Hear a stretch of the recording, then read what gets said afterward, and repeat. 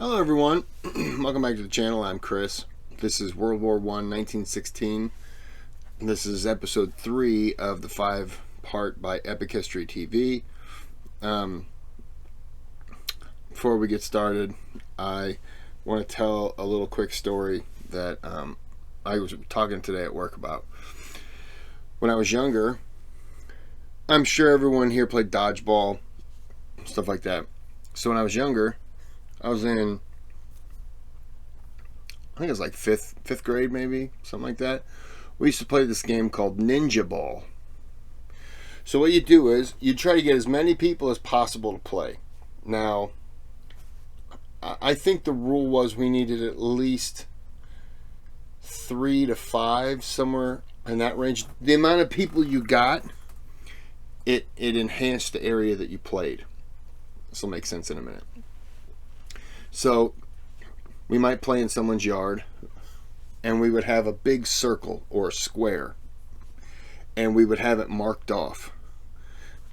And when the game starts, everyone is on the outside. There's a ball in the middle. One ball. Say you have 10 people playing. The area that you're playing in could be 20 feet by 20 feet. We'll say it's a square. And everybody lines up on the outside. Ball's in the center. Somebody says go. Now generally you would have 11 people. One person would be outside. They'd be the judge. The judge, the jury, commissioner, they'd be everything. They were dubbed at one time their god for that match. So they yell go.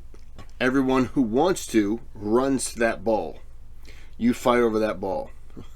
Now, when you get the ball and you throw it and somebody catches it, nothing happens. Like the person who threw it, nothing happens to them. Catching it was fine. There was no, oh, you're out, blah, blah, blah.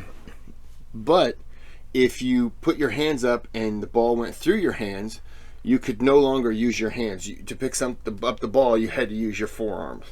Your arms got blown off. If you threw the ball and you hit someone in the upper leg, then they had to hop. If you hit them in the shoulder, they lost the left or the right shoulder, they lost that arm function. If you hit someone in the lower back, then they could only use their hands to crawl. And the goal was you slowly punish your opponent until you do one of two things. A chest shot was a death shot. That was the shot through the heart. The other one was a head shot. And you could cripple a guy, get him down, and then just spike that kickball right on his head. Oh, it was brutal. Other things that happened was, if your opponent, well, you're all opponents, but let's say there's 10 people playing, one person has the ball, I'm kind of being careful and I'm avoiding it, and I'm standing next to someone, I could just turn and push him out of bounds. That's a suicide. So that person is now out. After the game's over, everyone who played got one punch into that person's arm as hard as they possibly could. It was a brutal game. I don't remember what the rule was now, though, for if you threw it and you hit someone in the balls.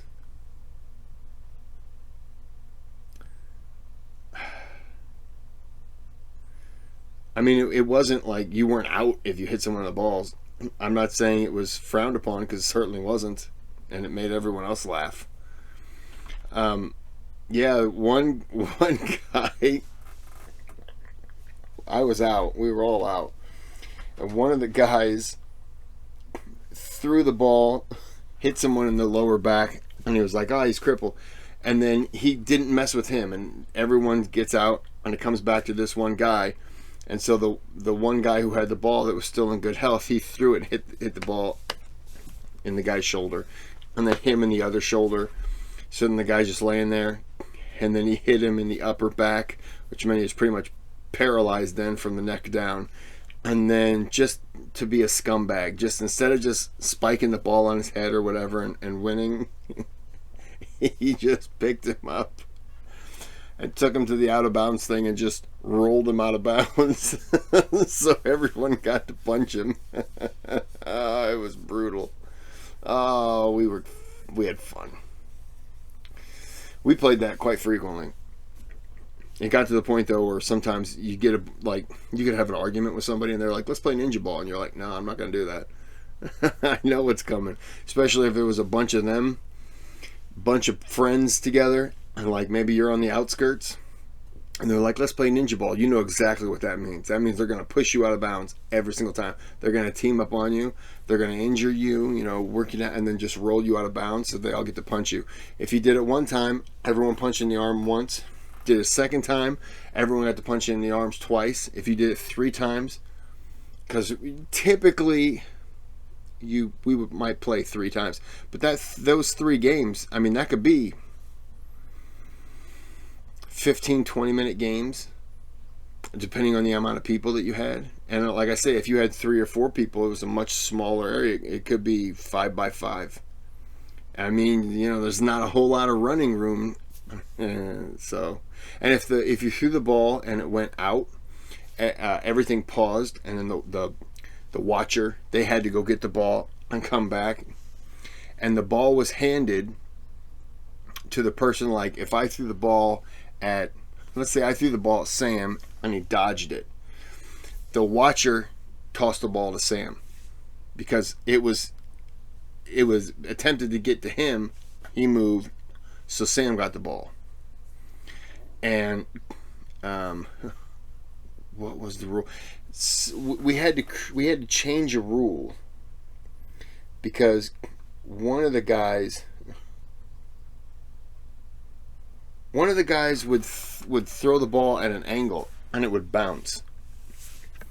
And at first we were like, well, no, you hit the ground first. Well, then we changed it to allow a 1 bounce hit, and that just became even more difficult, especially when somebody gets a good bounce and you can't really read where that ball's going to go and it bounces. Man, I think the bounce came out to be, if it bounced and you went to get the ball and it maybe hit your hand and then bounced and hit you in the leg, well, that was a 2. I think that's what it became. It became a twofer.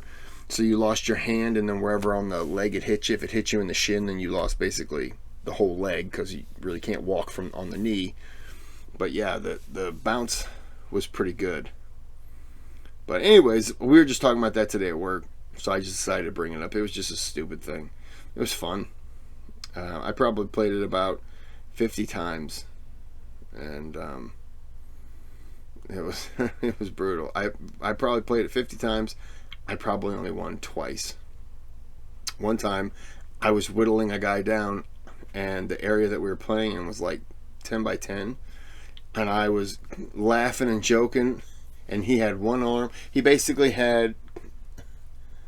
paralyzed from the waist down. One arm was gone. He had an arm and a head, and I was like, ha ha ha ha ha, and he just catapulted it and right in the dome. And I was just like, oh, man. Yeah, he just got me. Everyone was laughing, though. I wasn't upset. We were all just laughing. So anyways, like and subscribe. I apologize. It was just one of those things we were talking about today. So like and subscribe the video. And let's just go ahead and get into 1916.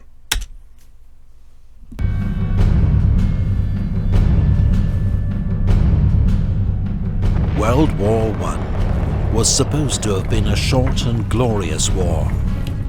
But by 1916, a new kind of industrialized warfare had seen the death toll soar into the millions, with no end in sight. Naval blockades were beginning to cause shortages of food and fuel across Europe, while thousands of women had entered the workforce, replacing the men sent to fight in their millions. All sides were preparing for a long war.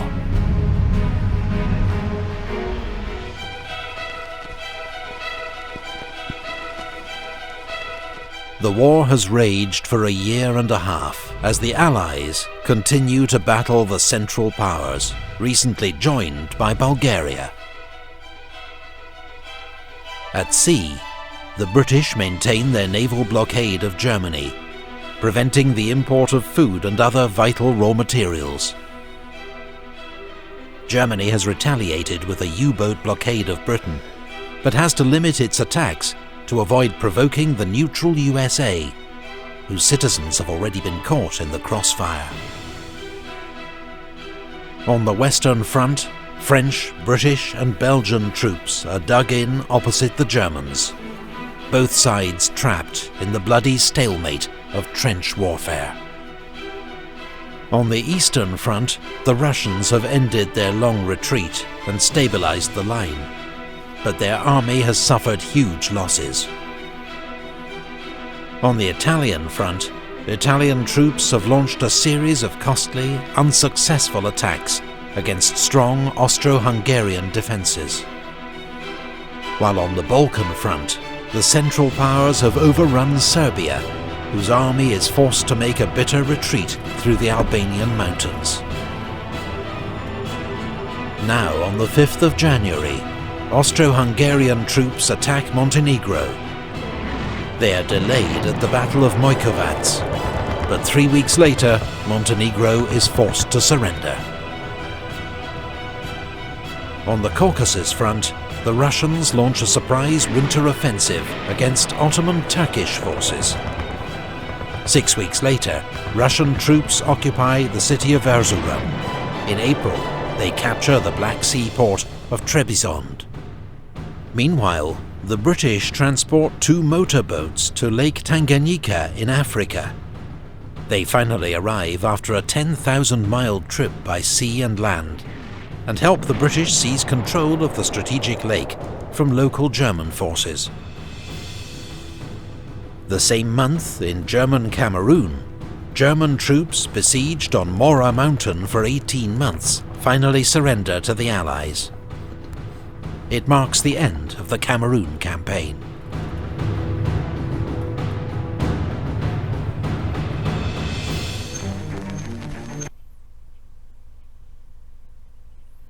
Indestructible shoes. They are a nice looking shoe. First thing I found really interesting with these shoes is that they have a... Verdun was brutal, I know. On the Western Front, the Germans unleash a devastating assault on the French fortress town of Verdun. German General Erich von Falkenhayn knows France will defend this symbolic town to the last man. His plan, in his own words, is to bleed France white in its defense. It is the strategy of attrition. Verdun becomes one of the most terrifying battles of the war, a mincing machine, where infantry divisions are destroyed almost as fast as they can be fed into the line. In Britain, 1 million men have already volunteered for military service, but the government realizes it won't be enough. Britain becomes the last major power to introduce conscription. That spring, on the Western Front, British troops are the last to be issued with steel helmets. The nature of trench warfare produces a high proportion of head wounds. The German Stahlhelm, the French Adrian helmet, and the British Mark I steel helmet offer limited protection from shell splinters and shrapnel. Neutral Portugal has been cooperating with the British, which seems to offer the best chance of holding on to her African colony, Portuguese Angola. On the 9th of March, Germany retaliates by declaring war on Portugal. On the Eastern Front, Russia launches an attack near Lake Narok to relieve pressure on the French at Verdun, but it's a disaster. There are 100,000 Russian casualties, and the attack fails to divert any German troops from the fighting at Verdun. In Dublin, Irish Republicans launch an armed revolt against British rule. It becomes known as the Easter Rising, and is put down after 6 days of street fighting.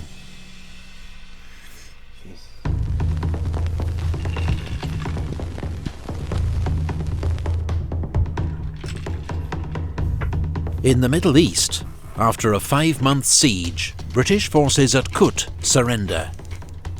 General Townsend leads 9,000 British and Indian soldiers into captivity. About half later die from starvation or disease. Britain wants Arab support in its fight against the Ottoman Empire, so it's promised Arab leaders an independent Arab state after the war. But now, Britain and France secretly sign the Sykes-Picot Agreement, planning after the war to divide the Middle East into British and French zones of control.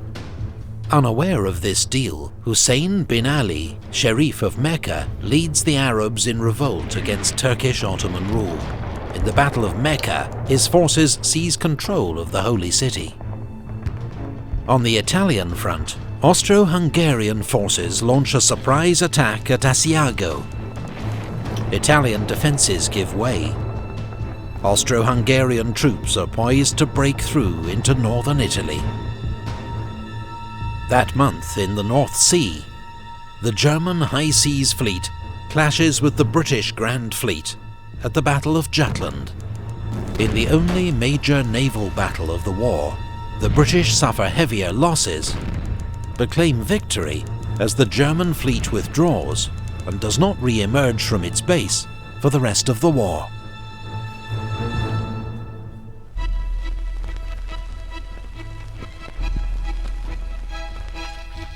For the summer of 1916, the Allies have planned major simultaneous offensives against the Central Powers, from east and west. Now they are needed more than ever to relieve pressure on the French at Verdun and the Italians at Asiago. The Russians launch their attack first. On the Eastern Front, General Alexei Brusilov has carefully maintained the element of surprise. His troops break through the enemy lines, in some places advancing 60 miles and taking 200,000 prisoners. Wow. This brilliant, though costly Russian attack achieves its aim, as the Central Powers are forced to redeploy troops from other fronts to shore up the line. At sea, British cruiser HMS Hampshire, en route to Russia, hits a mine and sinks off Orkney. Among the 650 dead is Britain's iconic Secretary of State for War, Lord Kitchener. 3 days later, He must be like the American version of the Uncle Sam, you know. That it must be that kind of, because that's what it reminds me of. in the Adriatic, Italian troop ship Principe Umberto is sunk by a German submarine. It's the deadliest sinking of the war, with 1,900 lives lost. Jesus. On the Western Front, Britain and France launched their major summer offensive, the Battle of the Somme. Hopes are high for a breakthrough, but the first day is a disaster. A long Allied artillery bombardment fails to knock out German defences, and waves of British infantry are cut down by machine gun fire as they advance into no man's land. In the space of a few hours, the British suffer 57,000 casualties, a third of them killed. It's the worst day in the history of the British Army. But more attacks are ordered, and the battle will rage for another 5 months.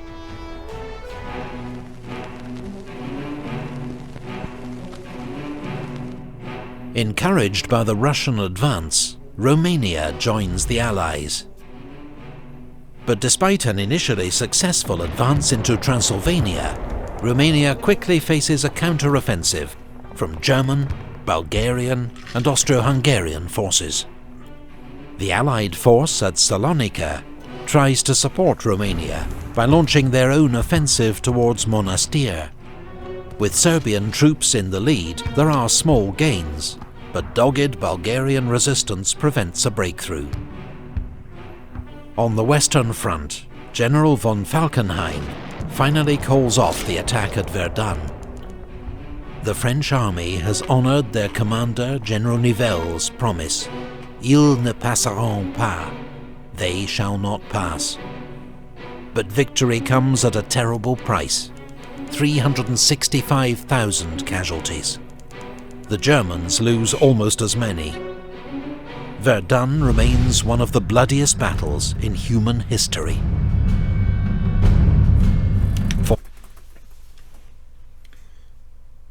I'm going to go back real fast, but I wanted to. Sorry. Yeah. So French casualties, that's 190. So 701,000 people died in this one battle. That's how many Americans died in the Civil War. North-South.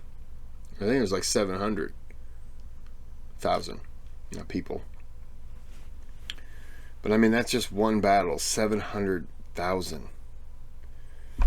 And I know, I thought Somme was worse.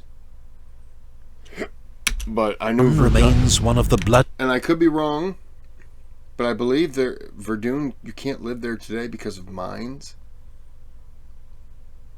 I don't know. Bloodiest battles in human history.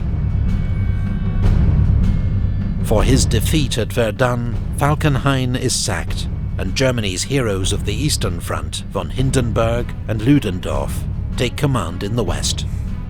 Meanwhile, the environmental destruction left by the battle led to the creation of the Zone Rogue, the Red Zone. The Zone Rogue is a 42,000-acre territory that nearly a century after the conflict has no human residence and only allows limited access. Before World War I, the landscape of Verdun was different.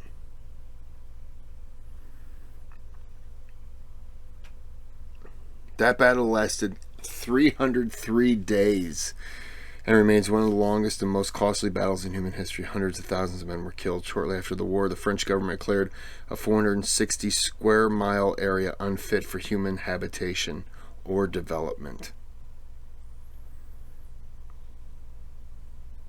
Jeez. We really are terrible, aren't we, as a species? We're just the worst. I mean, I'm removing myself from the equation. I'm just talking about all of you. And when I say we, I mean you are the worst. Back to the video. While the Battle of the Somme continues. Near the village of Flers, the British introduce a new weapon they hope can break the deadlock of the trenches. It is called the tank. But despite some small successes, the first tanks are too few in number and too prone to mechanical failure. What in the shit is that?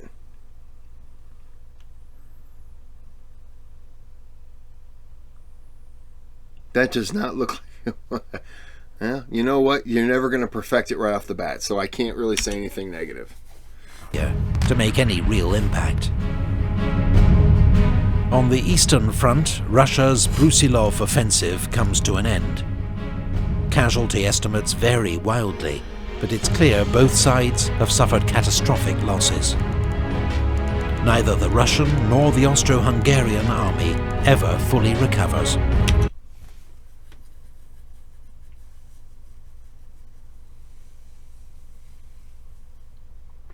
$2.4 million.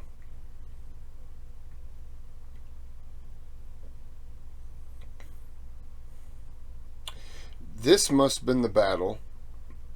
This must have been the battle where maybe Stalin refers to when he says 1 death is a tragedy and 1,000,000 deaths is a statistic. This might be what he was talking about. Because 1 million dead, 1.4 million dead. Can't even wrap my brain around that.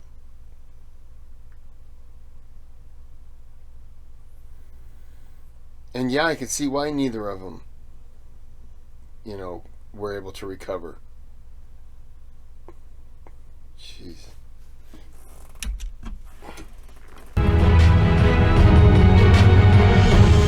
On the Italian front, heavy fighting rages throughout the autumn, as Italian forces make repeated, costly assaults against Austro-Hungarian positions along the Isonzo River.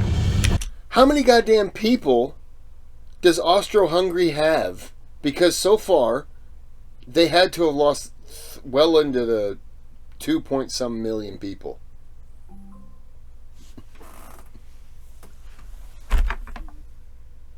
Sorry. I have a flood advisory because I said it was raining so bad. Now it's flood advisory, so I don't have to worry about that unless I decide to go play in a creek. Austro-Hungary, I apologize for this, but I have to look.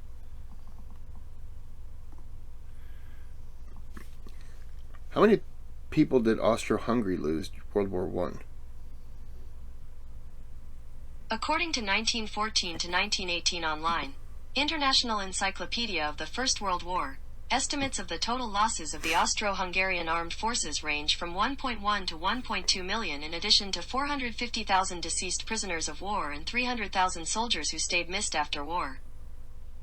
Okay, well, in that last battle, didn't it say they lost 1.4? So, I don't know. I mean, it's just... The Battle of the Somme comes to an end amid autumn rain and mud. Okay. The Allies have advanced 10 miles at the cost of 600,000 casualties. Oh, that's not as bad. German losses are about 450,000. The Allies reassure themselves. Wait a minute, 600,000 to 400,000, so you're talking about 1 million dead on that one too? That this is a winning strategy, because at this rate, Germany will run out of men first. Meanwhile, disaster engulfs Romania as the country is overrun by the Central Powers. Romanian forces suffer 250,000 casualties. The remnants of its army take position alongside the Russians on the Eastern Front. That winter, Franz Joseph, Emperor of Austria since 1848, dies. He is succeeded by his son, Karl. In Britain, Prime Minister Herbert Asquith is forced from office and succeeded by David Lloyd George. While Look at that guy's mustache. Look at this guy's mustache. This is a guy, you can tell, he drinks whiskey and loves to fuck. General Joffre is replaced as French Commander-in-Chief by General Nivelle, who promises victory through bold, aggressive action. Gloves must be mandatory for that outfit. Amid the comings and goings, US President Woodrow Wilson's attempts to mediate a peace settlement come to nothing. Neither side is willing to make concessions. Epic History TV relies on the support of fellow history lovers. There's so many deaths.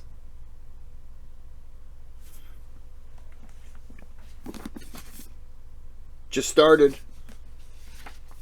I'm really far in. I'm page 6. But this first chapter, it's short, 16 pages. It's just prelude to war. Prelude to war. Chapter 2 starts June 28th to August 4th. So that must be...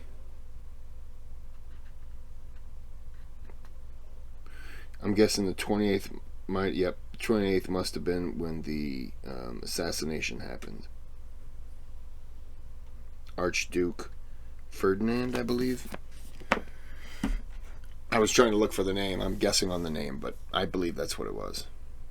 I could always go back and watch the first episode, but... Wow, there's just so many deaths.